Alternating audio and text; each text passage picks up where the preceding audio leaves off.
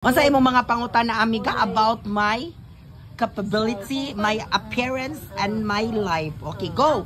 Pangutana nimo, wa baka moagi, wa baka dili baka mo feel og love. Oh, nga nakaingon man ka, nga duwa ko kapil og love. Sa ako nakita sa tanang mga like you nga ikaw ra man jud ako kadungog nga nag-iyat-iyat.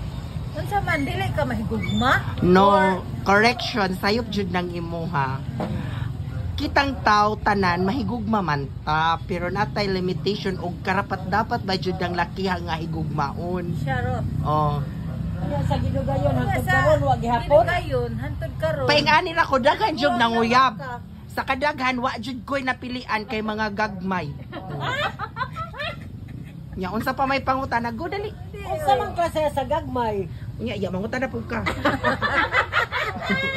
Unsa may pangutana dali? Ako na to. Unsa ko klase as gagmay? Oh. Gagmay itlog. Di kanang Gagmayng di tao. ko ganan kay mga gagmay ang ilang gugma nako nga basig mga fake mao na siya. Dili oy.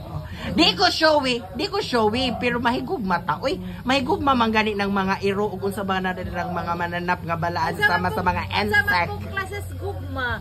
Babae o lalaki? Ako jud in my opinion and my likes. Ang ako jung ganahan certified street guy, I don't like a girl.